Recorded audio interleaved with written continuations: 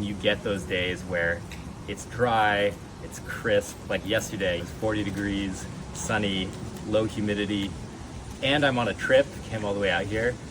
I get more psych than I have any right to. It doesn't matter what the conditions, what the skin conditions are, it definitely takes me into a different gear. Yeah.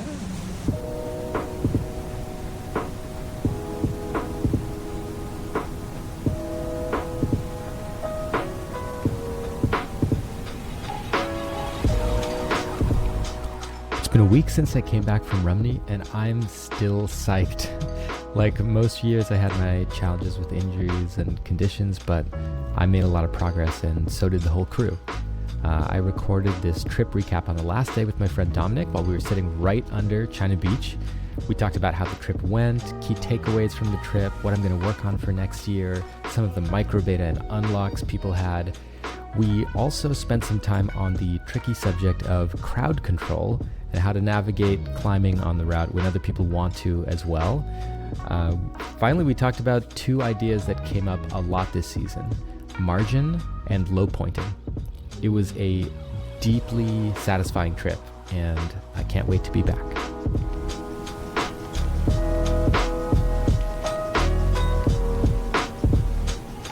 All right. Hey, Dom. Hey.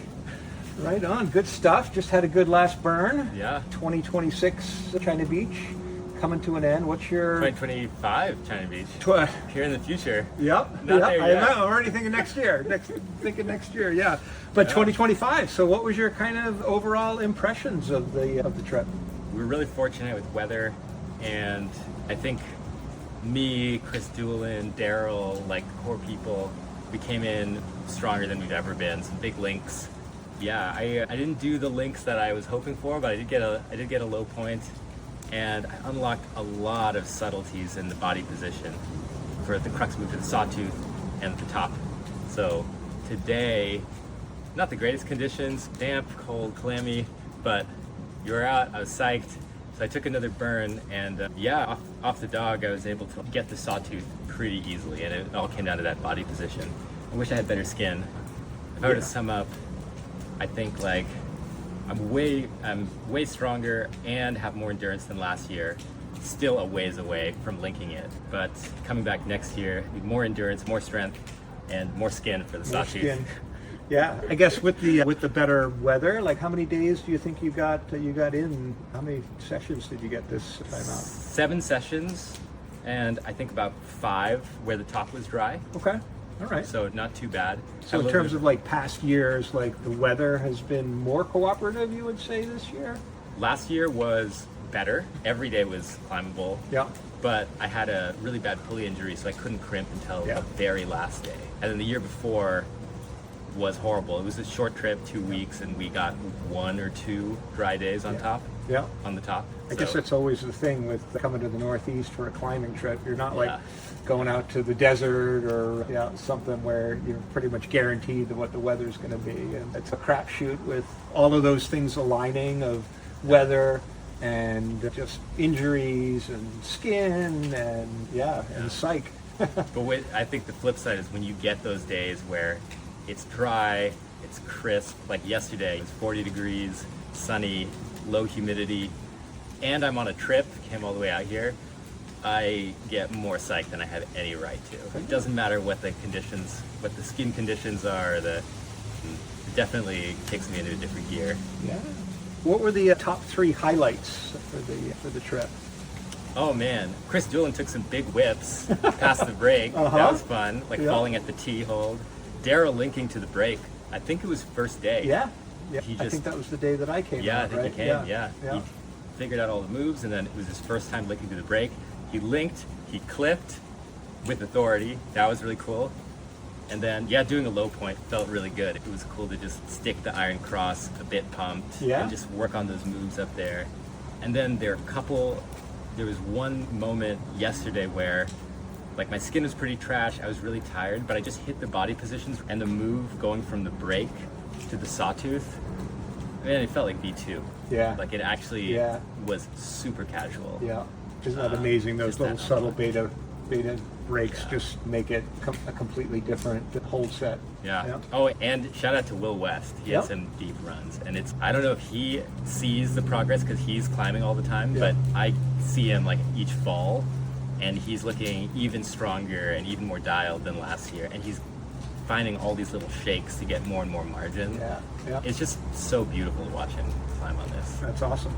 And yeah, just from that bigger picture perspective of other people working on this, you talked about Doolin and Daryl and Will West. Anybody else who else is working this that you saw come by, or is it really like a rarefied few this year? There are a few people. Ola, visiting from the Frankenjura, was looking really good up there. I only saw him that one day. And let's see, and then shout out to David, who's working on Jaws. And did, I think, all the moves technically. And it's looking really good. Had some pretty creative beta up top. It was just a good crew. That's awesome. So what are you going to work on over the off season here? Strength, crimp, specifically like crimping power. 3-finger crimp on my left hand. Endurance, need even more endurance. And Daryl had some alternate training methods through Lattice that I might try, and then skin. I figured out how to come in, even though I'm not climbing a ton outside. I figured out how to come in with calluses, but I didn't get the placement completely right. So that left-hand finger lock at the bottom, I usually break through on the top of my finger. The callus treatment worked. I didn't have to tape, but I was a little off on my index finger and ring finger of where the actual spikes are on the sawtooth. So I think if I come back, better skin, stronger crimps, more endurance, I'll be at least falling pretty high up. I made it to the break again this trip. Felt pretty gassed, but at least linked it. And you climbed right through the break just on this burn. Yeah, I made a little, I think I've done it before, but it was cool to do last day of the trip. I started at the 5th draw, did the bump move, which has been challenging for me, climbed through to the break and touched the sawtooth. Yeah, it's a good link. And so you're still psyched on the project? Still. Do you think, looking out into the future, what does the send look like? How you have an idea of how far off it is, or what you need to do to get there? What does that look like? It's hard to say. I'm really psyched on just linking the top half and then starting to do some overlapping link, because the movement on top is so fun. I just didn't have the combination of weather and gas in the tank to do the link this trip. But if I played the trip a little differently, maybe been more strategic, maybe not crimp really hard on the sawtooth when it was wet and lost a bunch of skin, I think I had a chance of linking the top. Or linking maybe one move into the top. So that's still quite far away from doing that. Being on red point burns. Being on red point. But if I can improve next year by how much I improved this year, I don't know. I could be in striking distance. Because it really is. It's just as long as you're improving, as long as you're making progress, and you're not just falling off the same thing over and over again, like the kind of stopper move or whatever. And it seems like all you guys, both of you guys, are doing anyway as well. And Daryl. And Daryl. A lot of progress. Making that progress, and that keeps the stoke high. Combination of, I think we all tried different things with training and saw the results, and then now we all have a different data point on the gap for next year. And just a lot of microbeta to be figured out. A lot of body position stuff that really made moves that we could do last year are easy this year. And that's pretty fun. And we have the replica holds now. And so when did those get delivered from? What was the name of the company? Mimic Holds. Mimic Holds. Cole at Mimic Holds. I think that was 2 years. I think it was maybe a year and a half ago or so. And so I've been training on it, but I realized this trip I had it at the wrong angle. It's actually more of a down pull, less of a Gaston. And then also Will West pointed this out. It's easier to get deeper on the actual hold. So the actual hold's a bit better than the sawtooth. So I got to figure out some way of maybe hollowing out the back getting of the in there sawtooth. with a Dremel or something like that, and taking just millimeters. We're talking just millimeters, tiny, just so you can get more of a pad, because the actual sawtooth feels like 3/4 pad, sharp crimp. But when I hit the mimic hole, it's like half the pad, it's a miserable crit. Well, there's something to be said for like training. training. Yeah. Yeah, that's true. Yeah. That's true. Yeah, right on. I sent Social Outcast today. Yeah, So that yeah, was that's that was right. another highlight Yeah. of the trip. Finally sent the Yeah, you look the route. casual on it as well, even though your hands were numb. I was and, totally numbed out. Yeah. Yeah. No, Rumney's still The new warm up now. That's New warm-up. Pretty sharp for You really want your warm up to take the least amount of skin and give the still give them a warm up. Yeah. No, Rumney's still a special place. It's amazing to be here. It's good to see old friends. Yeah. Like, to some extent, it still makes me feel like I live here a little bit Yeah. because I'm here every fall, and it's cool to see people trying hard and projecting hard, and it's a special place. Yeah, and here in this time of year when it's going from the warm days of summer, and man, it's like pretty raw today. It's some cold weather, yeah. Yeah. Hopefully next year we'll get some good conditions for you. I guess like with the weather though, like it's a balance between skin and some of those days where you're just holed up in the Airbnb with the fire going, letting skin grow. Skin grow, It's not the worst thing. No, it was a good season. Yeah. It could always be better, but we had lots of climbing days. This route in particular, I don't know if it's a direct result of the podcast or just that it's an awesome route, is getting quite a bit of traffic, quite a bit of attention. Like people, it's a destination climb, like not just from Colorado and the Bay Area, but from all over the place. And so is that creating any challenges for everybody getting a chance at it? Like it doesn't take long to have a burn on it, but if you've got a bunch of people here yo-yoing up and down it, is that, how does that dynamic play out? Yeah, there were a couple days this year where there's a bit of a line of people waiting to get on it, and in general, the thing I just ask everybody is to work together. Introduce yourself, ask who wants to get on it, because there's always a way to get everybody sort of the time that they need on it. For example, often the situation is you've got a couple people who want to take exploratory or like working burns. Yeah. That can take 30 minutes to an hour. Yeah. They can be pretty long. Yep. And for those, it's a little bit less critical that they're in the absolute perfect conditions window. There's certain times of day, like where the sun is right and you've got your afternoon breeze right, like later in the afternoon. Later in the afternoon, yeah. It's the prime window. And then one of the things that I think everybody working on it has agreed on is, look, we want people to send it because it's an incredible route. And the best chance, there's often this prime window that's like maybe an hour in the late afternoon. Yeah. And so we try and work around whoever's closest to sending. Will's closest to sending. We try and ask That's him. The pecking order. Right? Yeah. And it's not like a hard rule, but it's just a thing that everybody wants because we all want to see it send, right? Yeah. And we don't want like a douchey surfing lineup. We don't want a lineup with like hierarchy and stuff like that. Yeah. And there's always solutions. Often we'll try to figure out, like, okay, when does Will want to go? Okay, cool. I'll take my working burn sooner, or I'll go up there and then I'll come down, give Will his like window because he's super fast, and then maybe he'll climb on like my rope and leave a top rope, so then I can just like jug up and work it, and then I get a rest, I get more time, and I actually have a more productive session on the route, and he gets the window. So I think one of the things that's cool about the route is almost everybody who's working on it knows everybody else. So there really is this sort of like collaboration. It's not just on the logistics, it's like trading beta, like new beta has emerged recently. Shout out to Aaron Nitzel. The That was Nitzel's another becoming big, very popular. big thing early on in the trip, right? Was the little beta break for especially taller climbers on top. Got a couple people who are big fans of the Nitzel, as we're calling it. But But so if you are coming in and get psyched by watching the podcast and want to come check it out, introduce yourself. Is that sort just of introduce yourself. Maybe ask who else wants to get on it. Ask for beta, and if you want beta.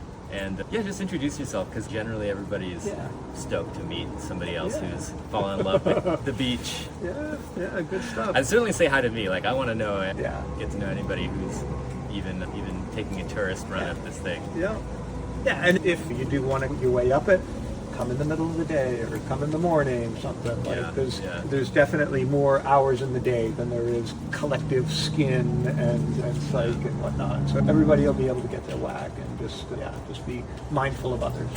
And if you're working it and you're having a hard time with the logistics, like even forget about the beta, just the logistics. Those of us who have worked it since we were very weak have all sorts of tricks for getting up there. So we're all happy to help you figure out how to just aid your way up to Get work to on the section you want to work on. Yeah. Right on. Okay. Just in terms of you talked about the session, or the season rather, having a lot of discoveries, microbeta, even kind of new beta breaks. Can you talk a little bit about some of those things that you've unlocked in 2025?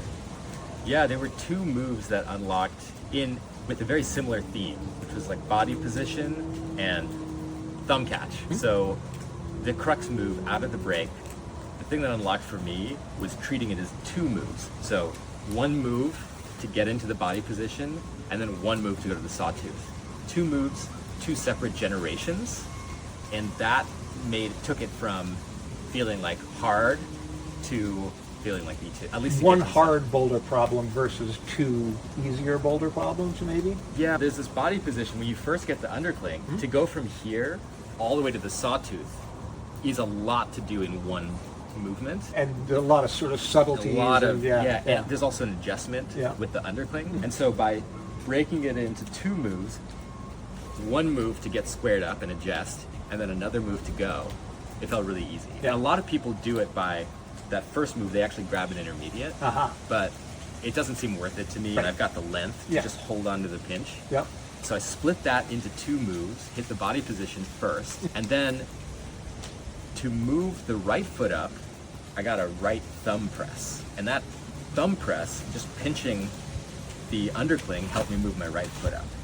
And so there was a parallel with a later move. I'm in the Nitzel sequence, and I'm going from the elephant ear and the side pull, hand-foot matching, and going to the T. I found when I hand-foot match, if I shift right and almost push the hold away and really get into a high and a right body position, I can get a shake going to the T. But if I don't get in the body position, it's pretty desperate. And then, after I get to the T, you gotta hop your foot up. To hop my right foot up, I get a thumb catch. So another subtle thumb catch. So 2 body positions, 2 thumb catches were pretty big unlocks. Getting the thumb involved is always a beautiful thing. Shout out to Justin Chong, who I trained with like over a decade ago. He used to say, your thumbs move your hips. Okay. So, I like it. and shout out to Dan Bell, who's always, use your thumbs. Why are your thumbs not active? The difference between a sort of a desperate crimp and a comfortable pinch. It's an extra finger. It's just getting your, And there are these 2 perfect, there isn't really anything on the first undercling, but it's a pretty high friction surface. And the second one, there's this perfect little thumb catch. Beautiful. Yeah. So you've been working with the same coach, I guess, for a while, and is that still working out well? Yeah, it's been awesome. Shout out to Dan Bell. The first season I worked with him, I hadn't climbed in 2 years. He got me off the couch in 3 months, and I did the crux moves that I had never done on China through just like hyper focus. And he set this expectation with me. He's like, all right, you can do the crux moves in 3 months. You're not gonna be able to do anything else. And I could literally do nothing else. I couldn't, I was pumping out on 510s. I was like, it was hyper focused. But then, the next few seasons has been a lot of learning from the previous season, trying to close the gaps, and just a ton of injury management, figuring out how to train through injury. This past season, I think, I'd say my normal number of injuries and tweaks, but I was able to keep training other things through them. Like I had, actually last fall, I had a pretty bad pulley injury, my left index. Kept training the other fingers, and then now my left hand is still about 10 pounds stronger than my right hand on crimps. Wow. Which is good because the hard crimps are left hand crimps here. So, there's been a lot of adaptation of training, and also movement. This is something I did not expect working with Dan. I've been climbing for over 20 years, and I climb pretty quickly. I feel like if you're big, you got to move. But what I didn't realize is I don't actually climb that dynamically. There's a lot of momentum. And Dan has a pretty strong opinion, especially coming from bouldering. Like, V16, Yeah. that like good climbing is dynamic. So working with him on some of those things has started to change the way I think about movement, and it's certainly changed several of the moves here, especially the bottom. I'm chaining moves together and being slightly off balance on one move to flow into the other move, and it's definitely a different, like a notch up in efficiency. Yeah, the efficiency of it is what people don't like. You think of it as just being powerful or unleashing kind of dead point moves and whatnot, but you can also really ratchet up your efficiency like through sequences by climbing dynamically. Yeah. That, and also body position. So a lot of times, like one thing he said again and again is body position over grip. If you're going to hit a hold, focus more. If you hit the body position and you don't hit the hold correctly, you'll probably stick it.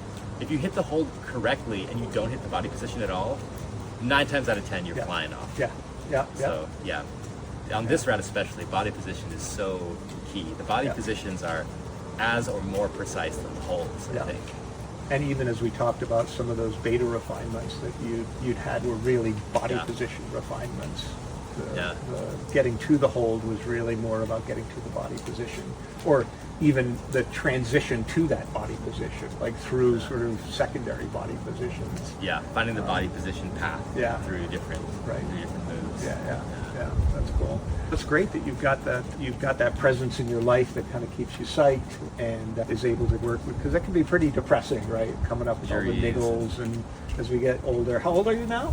39. Okay, all right. Yeah. So there's this sort of age and experience increasing our abilities. I just sent the hardest thing I've ever sent. Yeah, that's amazing. Shag this it. year, and at 58, and so it's cool that as a sport, climbing, that you can continue to improve even as we're playing other sports, like you begin to see potentially like declines. Yeah. But it does come down to being smart, right? Yeah. And getting the rest and taking care of yourself, and you got to get better at coming back from injury and preventing injury faster than you get more injury prone. And at the same time, you're going to be carrying two or three things at any given time that you just have to work around and manage, and don't let it get worse by aggravating it, and so it's that path that you're trying to find. I always tell myself I'm not an elite climber, right? So the worse you are, the more I think you can improve. I got so much room to improve. I haven't peaked yet. But boy, it's like the tractor poles where the weight kind of shifts forward off of the wheels onto the sled, and the further down the track you get, the harder it gets to pull. And as you get harder and harder, those advances are more dearly won. But you guys are still doing it, man. You're still like pulling it together. Next year, what are the goals for next year? What are the goals for 20? We started out talking 2026. What are the? Well, if you manage to stay healthy and life stuff doesn't pop up, and you're able to do your training and show up, and you get the weather windows that you need next year, what would be your kind of main objectives? Or let's put it this way, what would you be disappointed next year not to get that you didn't get this year? Oh, I want to link the top. Okay. That's a big goal, because I think I'm a taller climber, so the Iron Cross is a bit easier for me. Usually what that means, the trade-off there is the bottom is harder, but I spent so much time working on the bottom that I feel like I'm pretty efficient on the bottom. So the thing that's, I think, would allow me to use my advantages of being tall, which is the only thing that doesn't go out of shape, is if I can figure out the crimp sequence right out of the break, make it repeatable. And I've done all the moves, but it just feels so hard still. And so if I can link the top and start to refine it, then I think I'll have, I don't know how close I'll be to like actually sending, but I think I'll have a really good idea of what the gap is. And right now I just have a theory that it's crimp strength and like power endurance, about equal measures. But I really want to, I think linking the top will be an incredible vantage point. Is a one hang a possibility for next season? Definitely. If I can link the top, I can make it to the break. If I can link the top, I think I can maybe do a one hang. Wow. And then a one hang on this is I can do the feeblest possible one hang. But then it's like going to the break to, then I can start working on low points and start to do overlapping links. And I think from seeing people work on it, talking to people, I've got a pretty detailed like hierarchy or order of high points and low points in approximately the right sequence to try and make progress. Find a couple of little micro shakes along the way, maybe, and and the possibility begins to emerge. Yeah. I think one new meta that's emerged is like this high pointing, low pointing game. Where I'd never heard that term. Isn't that weird? Low point. Yeah. You said that to me in the text message last night. I was like, low point. Oh, that means like the furthest down the route that you've been and still topped it out. And so, that's a cool way of thinking of it. I've always known about low pointing. Thought of it as something to mix, especially for routes where the crux is at the end. Yep.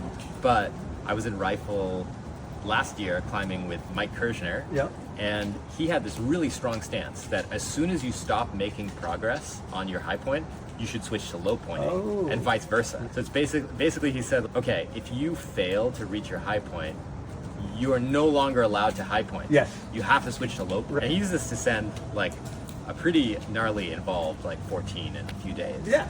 And it really, I think it really lets you like make progress on two fronts. You get stalled out on one front, you shift and make progress on another front, and it keeps. Because I think everybody in there, when they're first starting out projecting thing, gets to that point where they're just falling off the same move like over and over again, and then you start to build that into your body of I'm just going to climb up to that point and fall off, and it becomes counterproductive. And I think one thing that prevents people from low pointing is this idea that if you like start too low and you send it, I could have sent it, right? But two things. Like one, that only makes sense if you believe that you sending it is luck, not learning and margin. And I think with a route like this especially, it's all about learning and getting yourself some margin. Right. Yeah. And then two, if you send it that low, that means you know you can do it from the ground. Right. Like I think about Joe Kinder and how he top roped it and all his friends were making fun of him. But he knew, he's like, now I can send it. That gave him a lot of confidence. So low pointing is, I think I'm pretty psyched on some low points. No, that's super exciting. That was a big takeaway from this season was the new low point. Yeah, good stuff. Margin. Do you want to talk about margin? I like the idea of margin has been like a big mental and framing shift for me. The first conversation I had with Dan Bell, my coach, I said, okay, I'm working on this route. I need to send it. It's on the other side of the country. I can go out there for a few weeks. He didn't hang up on you. No, he didn't. He actually asked me to walk through every single move on that first call. But then he said something that seemed obvious in hindsight, which is if you're going to send on let's say a 2-week trip, you need to be able to basically send it in 2 to 3 days. Day 1, you're reminding yourself of the moves, and you're doing a one hang. Day 2, you're doing red point goes. Day 3, you're sending. So you need to think, if you're going to send it in 2 weeks, it cannot be at your limit. You need to work backwards for what would give me margin enough to be able to send this route, which is like 5 grades harder than anything I've done, in 3 days. And that was just like such a crazy way to think about it. But he's absolutely so he's saying right. that because after that 3rd day, you no longer have any margin left. Like it's weather. You don't know how many in 2 weeks. You don't know how many. You don't know how many goes you're going to get. You don't. Skin conditions, strength conditions. Like in a 2-week trip, you need a lot of days, extra days. Rest days. Weather days. So what that means is like each trip is a data point where I try to like project out what do I need to come in with that margin. I'm not trying to come in barely able to send it. I'm trying to assess like how far am I and how do I overshoot in the right dimensions so I come in able to send it very quickly. And so just assessing maybe even like the different sections of the route, like where do you feel like you're gaining margin, or where do you feel like this trip you gained some margin on some sections of the climb? You worked the bottom kind of quite a bit. Like a decade ago. The bottom, I think I just need more power endurance to get through. The moves feel really easy, like easier than they've ever felt. The top, I was hoping the moves would feel easier than they felt this year. Yeah. But the moves felt easier than they've ever felt again, but not easy enough to overcome the skin issues on the sawtooth. Okay. Yeah. So I think I can get more margin on the crimps on the top, and then I need a lot more power endurance. Yeah. And they're really like two different dimensions of margin. Like you have you need to just be able to charge up the bottom. You need that snap, And then, the whole yeah. boulder problem. Yeah. And the coordination too. Yeah. But they're intertwined though, right? This power endurance margin that you need to get up to the break, Yeah. and then the actual like just straight on raw power snap to get through the upper crux. And if you're at that point where you're flamed out by the time you get to the break, then Yeah. like they're not independent of each other. They're not independent, and the bottom especially, execution matters a lot. Low matters a lot. I'm particularly happy that I made some refinement on the bottom, even though I've worked on it a ton. Yeah. Because every little refinement on the bottom compounds when you get to the break. Yes, yeah. And we talked about climbing dynamically through there, right? And the using momentum, right, through the power endurance section. Can you talk a little bit about that? What does that feel like as you're doing well through the bottom sequences? Sometimes it feels like just climbing with a little bit of arrogance, just like grabbing the holds well. I think about Joe Kinder's climbing in uncommon ground a lot, because he's just so confident on the bottom, on this fundamentally insecure style of climbing. Yeah. And he's just sprinting. And then sometimes it feels like you're getting lucky on each hold when you can grab every hold in the right way. Like every hold is its own knack to learn. Yeah, because we have this sense when you're climbing something endurance-y like that, like you want to keep the needle out of the red zone, and so you're just like trying to be under control and smooth and just like minimal amount of effort. And in reality though, like if you do that, or I guess, so you're trying to climb slowly, you're trying to exert the minimum amount of effort, but the reality is that then takes you 20-30% longer to get through that sequence. And if you climb with impunity or disdain even, and just, I can do this, I'm going to get through it, the Adamandra just almost rushing through something, then that's a way of preserving that kind of shared margin between the power endurance and the snap. Yeah, sometimes it's better to just activate and like spike your intensity a bit and then drop, rather than try and keep it at the same. Yeah. If the move's hard, this is something again from like Justin Shong, the moves get easier if you try harder. Yeah. Sometimes the easiest way to go past the move is to try hard and then relax. Rather than to try and relax through a fundamentally hard move. Yeah. Super interesting. So I guess that's a wrap for 2025 Rumney. Yeah. Good stuff. Always awesome to watch you guys trying hard out here. Looking forward to seeing you next year. Yeah. And congratulations on all the progress and everything that you made. And look forward to seeing some big links next year. Thanks. All Well, right, bud. it's good to see you. Thanks for coming out. Congrats on Shag It. And Right. until next year. All right, bud. Good stuff.